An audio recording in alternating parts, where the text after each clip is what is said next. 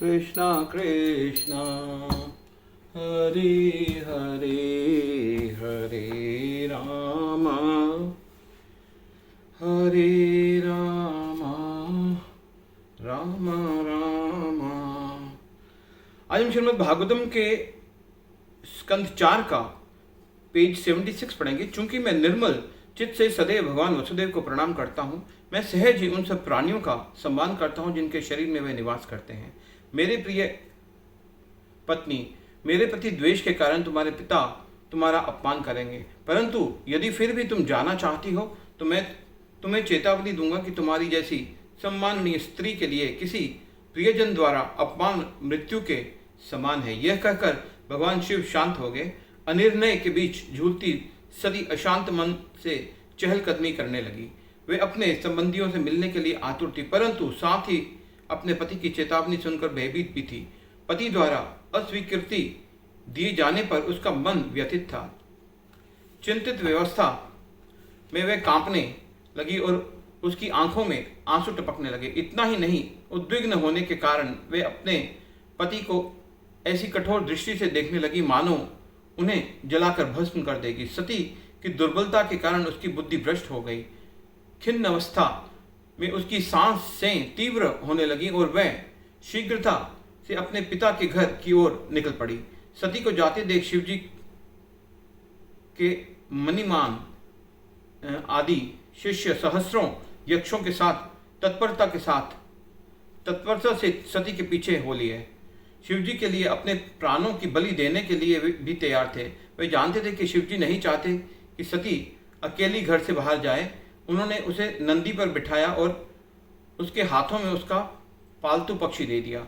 इतना ही नहीं, उन्होंने एक छत्र द्वारा उसके सर पर छाया की और आंख और शंख बिगुल आदि वाद्य यंत्रों के भव्य संगीत के साथ वे राजसी जुलूस में उसे ले चले। दक्ष की यज्ञस्थली ब्राह्मणों के मंत्रोच्चारण से गूंज रही थी, परंतु वहां पहुंचने पर किसी भी देवता अथवा ऋषि ने सती का यथोचित सत्कार नहीं किया। उन सबको दक्ष का भय था। यद्यपि सती की माता तथा बहनों ने अत्यंत स्नेहयुक्त मुस्कान तथा सिक्त नेत्रों से उसका स्वागत किया, परंतु सती ने उनसे कोई बात नहीं की। यद्यपि उसे बैठने के लिए सुंदर आसन तथा नाना प्रकार के उपहार भेंट दिए गए, यह देखकर कि उसके पिता ने न तो उसका स्वागत किया और न ही उसकी कुशल क्षेम ही पूछी, सती ने कुछ भी स्वीकार नहीं किया। जब सती ने देखा कि दक्ष ने उस यज्ञ में उसके पति के लिए यज्ञ भाग की कोई व्यवस्था नहीं की थी, वे अत्यंत क्रोधित हो गई। प्रतीत होता था मानो वे अपनी धधकती आंखों से दक्ष को भस्म कर देगी। उसके इन भावों को देखकर शिवजी के अनुयायी दक्ष का वध करने के लिए तत्पर हो उठे, परंतु सती ने उन्हें रोक दिया। फिर उच्च स्वर में सबको सुनाते हुए वे अपने पिता को भर्त्सना करने लगी।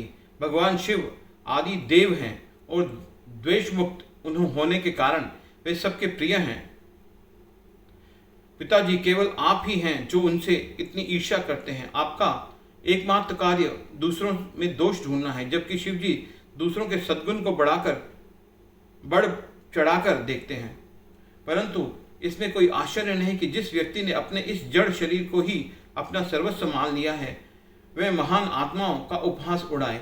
आप मेरे पति को अशुभ मानते हैं, परंतु आपको क्या लगता है कि ब्रह्मा जी मूर्ख हैं? वे शिवजी के चरण कमलों पर अर्पित फूलों को आदरपूर्वक अपने सिर पर धारण करते हैं। यदि कोई भगवान विष्णु अथवा उनकी भक्ति की निंदा सुनता है तो उसे अपने कानों को बंद कर लेना चाहिए, और यदि वह उस अपराधी को दंडित करने में अक्षम है तो उसे वह स्थान त्याग देना चाहिए। परंतु यदि संभव हो तो उसे बलपूर्वक अपराधी की जीवा काट देनी चाहिए और तत्पश्चात उसका वध करके स्वयं ही प्राण त्याग देने चाहिए। हरे कृष्णा कृष्ण।